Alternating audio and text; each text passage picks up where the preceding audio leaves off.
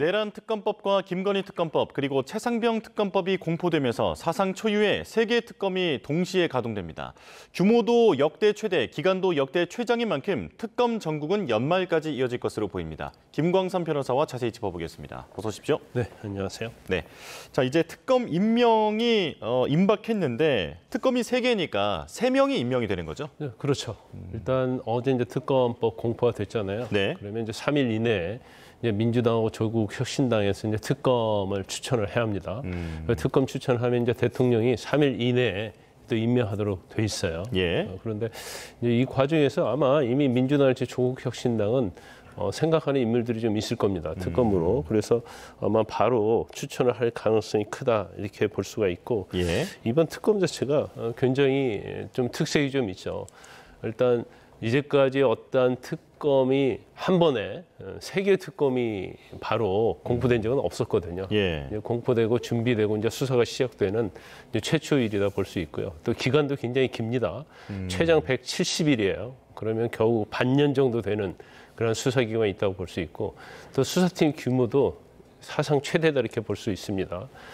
전체적으로 3개 특검을 합치면 한 120명 정도 검사가 파견되기 때문에 예. 이건 뭐 수원지검 같은 경우는 검사가 한 80명 되거든요. 그럼 실질적으로 초임 검사하고 공판 검사 그리고 필수 인력을 빼면 한 40명 정도만 수사를 직접 할 수 있는데 그러면 결과적으로 한 대형 검찰청에서 적어도 3개 정도의 검찰에서 이제 파견받아야 하는 이제 그런 상황이 된 거죠. 그야말로 메머드급 지금 특검 전국이 시작된 건데 그런데 이 특검의 그 조건이 정당 가입 이력이 없어야 하고 그리고 이 특검의 임기가 만료될 때까지는 변호사 개업을 할 수 없다라고 하기 때문에 특별검사 구하기가 쉽지 않을 수도 있다라는 얘기도 있더라고요. 특별검사가 이제 정치 이력이 없어야 하는 이유가 이제 특검은 이제 제일 중요한 게 공정성 아닙니까? 예. 그런데 이전에 정당 가입이 이력이 있다고 하면 이제 이념적으로 어느 한쪽에 좀 편향될 가능성이 커요. 이제 그렇기 때문에 그냥 정당 가입 이력이 없어야 합니다. 첫 번째는. 두 번째는 또 이제 여러 가지 이제 문제점이 있는데 지금 특검 자체가 약간 이제 정치적인 그런 특검이잖아요. 원래 이제 특검은 정치적이단 말이에요. 근데 변호사들 중에서도 이제 특검을 가려고 하면 어떤 정치적 성향이 없어야 하는데 특검을 맡음으로 말미암아서 이제 정치적 성향이 있는 것처럼 보인단 말이에요. 예. 그래서 이제 꺼려야 할 가능성이 좀 크고요. 두 번째는 임기가 끝날 때까지 변호사직을 겸직을 못 합니다. 그래서 여러 가지 이제 재정적인 측면도 좀 있고요. 예. 그다음에 이제 세 번째로 기간이 굉장히 길어요. 그러면 수사 기간만 170일이라고 쳐도 사실은 기소가 되면 또 공소 유지, 재판에 관여를 해야 하거든요. 예. 그럼 그때까지 변호사 일을 할 수가 없죠. 이제 그래서 아마 상당히 특검을 구하는 데 있어서 양당이 좀 굉장히 시간이 좀 걸릴 수도 있고 고민이 깊을 것이다 이렇게 보고요. 또 구하기가 그렇게 쉽지는 않다 이렇게 봅니다. 예. 자, 이번에 공포된 3가지 특검법, 그러니까 내란 특검과 김건희 특검, 최상병 특검 이렇게 3가지인데 윤 전 대통령 부부와 관련돼 있는 사실상 그동안 나왔던 모든 의혹을 다 들여다볼 수 있다고요? 그렇죠. 이제 내란 특검 자체는 윤 전 대통령을 목표로 하는 것이고요. 김건희 특검은 당연히 김건희 여사고요. 최상병 특검도 실질적으로는 윤 전 대통령의 최상병 수사와 관련된 개입 여부 이제 이런 거에 대해서 수사를 하는 거기 때문에 특검 3개의 내용은 다 윤 전 대통령의 부부를 타깃으로 삼고 있다 이렇게 볼 수가 있어요. 그래서 예. 이제 내란 특검과 관련해서는 이미 작년 12월 3일 비상계엄과 관련해서 수사가 굉장히 많이 이루어졌죠. 그래서 윤 전 대통령이 내란의 우두머리 이미 기소가 돼서 재판받고 있고 또 김용현 전 장관을 비롯해서 또 중요 임무 종사자들이랄지 이제 관련자들이 다 구속 또는 불구속 기소돼서 이제 재판을 받고 있어요. 그런데 예. 이제 특검의 수사 대상에는 이런 내란과 관련된 부분 이외에도 국회의 어떤 표결 이게 어떻게 방해가 된 것인지랄지, 그다음에 뭐 북한 공격을 북한은 이제 무인기 보내서 어떻게 보면 북한 공격을 유도한 게 아니냐. 그래서 이제 외환죄라는 게 있습니다. 그래서 이제 그런 부분이 추가적으로 들어가 있다 이렇게 볼 수 있고, 그다음에 또 비상계엄 이후에 이제 수사 과정에 있어서 어떤 증거인멸이랄지 증거인멸 교사 이런 부분까지 이제 통합적으로 포괄적으로 이제 수사 대상을 삼고 있다고 볼 수 있고요. 근데 김건희 여사 수사 대상과 관련해서도 이제까지 검찰의 수사 대상이 도이치모터스 주가 조작, 그다음에 건진법사, 그다음에 이제 명태균 씨와 관련된 공천 개입 의혹 이런 거였는데 거기에 더 훨씬 더 많은 것들이 이제 포함이 됐죠. 예. 그래서 뭐 김건희 여사에 대한 논문 뭐 이런 부분까지 다 개입이 포괄적으로 특검 내용에 포함되어 있고요. 그다음에 이제 최상병 특검은 뭐 제가 아까 말씀드린 것처럼 윤 전 대통령을 주로 타깃을 삼는 그런 특검법이다 이렇게 볼 수 있습니다. 그래서 최상병 사건과 관련해서 그 당시 수사단장에게 어떤 압력을 가했느냐, 또 그 과정에서 윤 전 대통령이 개입을 했느냐, 그다음에 임성근 전 해병대 1사령관과 관련된 부분, 사단장과 관련된 부분, 뭐 이런 것들이 다 이번 특검의 이제 핵심이다 이렇게 볼 수 있습니다. 네. 자, 그렇다면 지금 이런 특검들이 이제 시작이 되면 기존 수사는 어떻게 되는 건지 궁금한데요. 중단이 되고 모든 자료를 특검에 넘겨야 하는 겁니까? 아니, 딱 중단된다는 규정은 없죠. 그렇지만 특검에서는 일단 수사를 하기 전에 예. 일단 준비 절차 거치면서 수사를 개시할 거 아닙니까?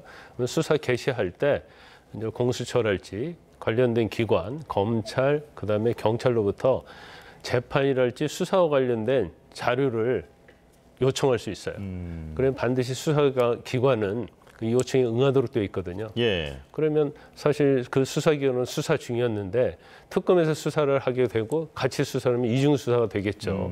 그렇기 때문에 수사기관은 수사를 중단할 수밖에 없는 거고, 또 경우에 따라서는 수사를 계속적으로 하면서 관련된 자를 소환을 한다 하더라도 이제 소환을 받는 사람의 입장에서 보면 수사기관의 수사에도 소환이 되고 또 나중에 특검에 소환하면 또 그때 또 가서 조사받아야 하잖아요.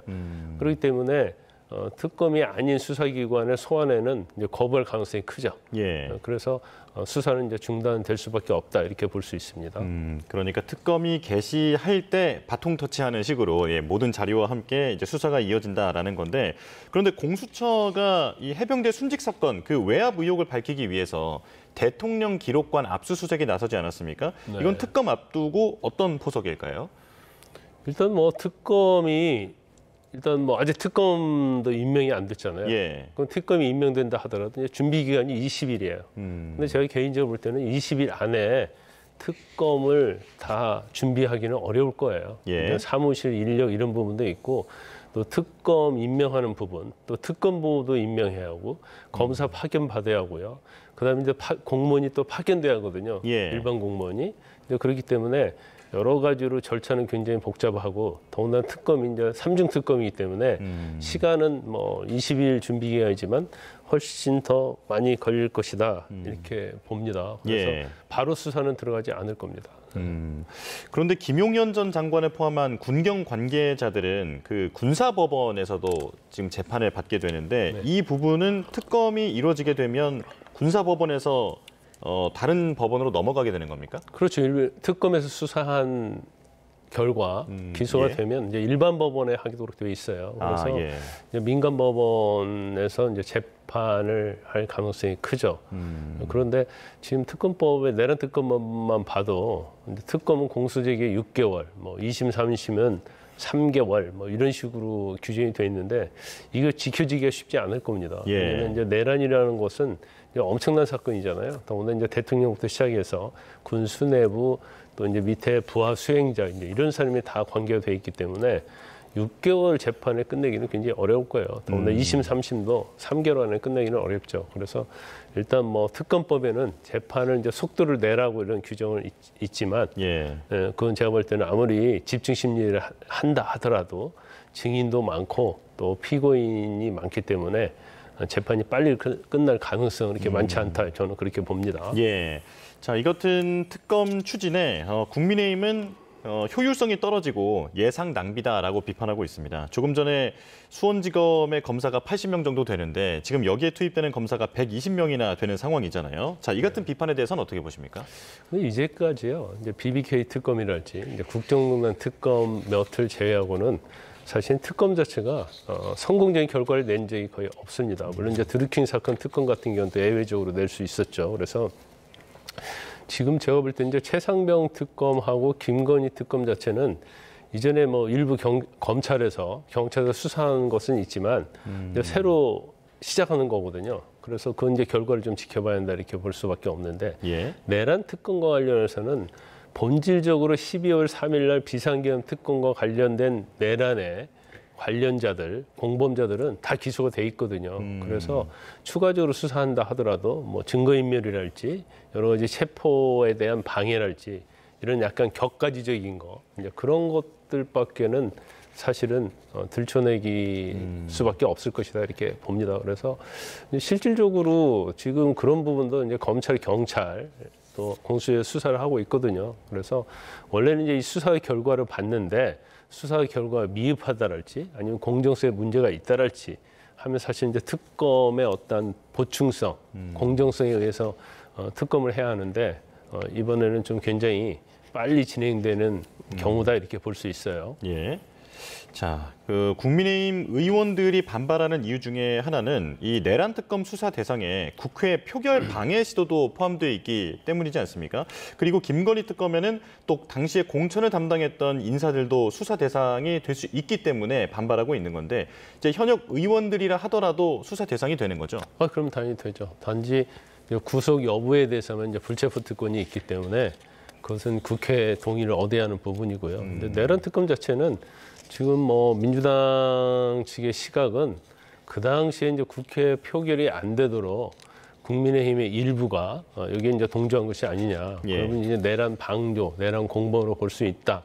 이런 시각을 가지고 있는 걸로 보입니다. 그리고 김건희 여사 특검과 관련해서 이제 공천 문제가 있는 거거든요.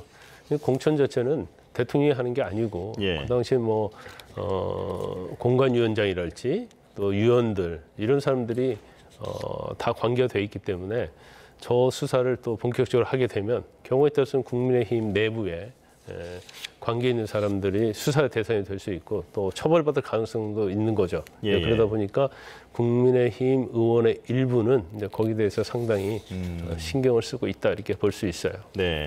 자, 한편 검사징계법 개정안도 의결 공포됐는데 그러니까 법무부 장관도 검사의 징계를 이 징계위원회에 보낼 수 있다라고 하는 거잖아요. 네. 자, 이건 어떤 내용인지 그리고 어떤 비판이 나오는지 정리해 주실까요? 이제 원래 검찰의 어떤 독립성 또 권력으로부터 독립 네. 이게 사실은 뭐 우리나라 독립 이후에 많은 논란이 있었잖아요. 그래서 이제 검찰청법이랄지 이제 전체적인 법으로 따지면 검사에 대한 징계는 이제 검찰총장이 하도록 되어 있고요. 또 징계를 하면 이제 법무부에서 이걸 의결을 합니다. 예. 그래서 법무부 자체가 징계 권한이 없어요.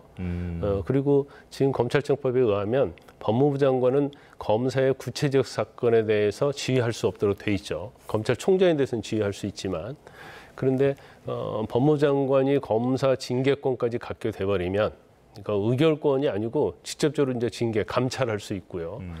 그렇게 되면은 이제 검찰의 어떤 독립성에 문제가 있는 것이 아니냐. 예. 결과로 이제 법무부 장관은 어떤 보면 정무적인 그러한 자리거든요. 그럼 이제 법무부 장관을 대통령이 임명하는데 법무부 장관이 직접적으로 검사의 징계에 관여하게 되면 이제 검사의 어떤 독립성, 수사의 독립성이 이제 유축될 가능성이 크다. 경우에 따라 이제 수사 개입 가능성도 있다. 이제 이런 논란이 제기되고 있는 겁니다. 네. 자, 이재명 대통령의 과거 사법 리스크 이 부분이 지금 어떻게 진행되고 있는지도 좀 짚어보겠습니다. 공직선거법 재판에 이어서 대장동 재판도 무기한 연기가 됐는데 이게 각 재판부가 알아서 판단하는 문제긴 하지만 지금 사실상 나머지 재판도 다 연기될 것이다라는 전망이 많더라고요. 헌법 84조에 이제 대통령의 내란 외환의 죄를 제외하고는 이제 소추되지 아니한다. 그런데 이제 소추의 개념이 재판 중지까지 포함되느냐 이제 이게 굉장히 논란이 있잖아요. 그런데 다수서 소수서를 주장을 하는데 사실은 뭐 그렇게 명백하지는 않아요. 그런데 사실 이제 논란이 있는데 일단은 뭐 이재명 대통령 관련된 서울고등법원 허위사실 공표죄와 관련된 파기환송심에서는 84조 이 소추받지 아니한다에는 재판까지 포함된다. 이제 이렇게 판단을 내리고 재판을 중단을 했죠. 서울고등법원에서 그렇게 했고요. 그러면 나머지 이제 4개 재판이 있는데 나머지 4개 재판도 사실 항소심 있는 유진교사도 똑같은 이유로 기일을 추정을 했어요. 대장동도 이제 마찬가지고요. 그래서 실질적으로는 이 84조에 대해서는 이제 시각이 다를 수 있거든요. 예. 재판 중지도 포함되느냐 포함되지 않느냐. 그런데 지금 이제 법원에서 이재명 대통령 관련된 재판부들은 84조 해석을 재판 중지도 포함된다. 이제 그렇게 해석을 하고 이제 기일을 추정을 하고 있기 때문에 앞으로 뭐 이 부분과 관련해서 이제 예. 헌법소원이랄지 여러 가지 법리적인 다툼이 있을 가능성이 크다 이렇게 봅니다. 예, 마지막으로 짧게 이것만 여쭤보겠습니다. 윤석열 전 대통령 측이 내일 경찰의 2차 소환에도 응하지 않겠다라고 했는데 체포까지 갈 가능성은 어떻게 보십니까? 일단 지금 뭐 4월 4일에 파면됐잖아요. 그런 이제 대통령 신분은 아니에요. 하지만 이제 대통령 애부는 받고 있는 거죠. 그런데 이제 경찰 입장에서는 이제 계속적으로 출석을 요구할 겁니다. 그러면 여러 가지 방법이 있겠죠. 첫 번째는 조사하지 않고 기소하는 방법이 있을 거고, 두 번째는 이제 서면 조사하는 방법이 있을 거고요. 그다음에 이제 범죄 혐의 자체가 너무나 명백하고 더군다나 중대하다고 한다면 이제 강제 수사할 수 있는 그런 여지가 있겠죠. 그래서 이거 자체를 뭐 강제 수사를 100%할 것이다 이렇게 보기는 좀 어려워요. 또 이전에도 이제 전 대통령에 대해서도 뭐 지금 문재인 전 대통령 관련돼서도 이제 서면 조사도 응하지 않았잖아요. 그래서 이제 불구속 기소를 했기 때문에 제가 볼 때는 이미 이제 내란죄로 구속영장이 발부돼서 구속돼서 재판 받다가 구속가 취소가 됐기 때문에 아마 그냥 계속 출석을 불응하면 이제 불구속 기소할 가능성이 굉장히 높다. 저는 그렇게 봅니다. 네, 알겠습니다. 여기까지 듣겠습니다. 김광삼 변호사와 함께했습니다. 고맙습니다.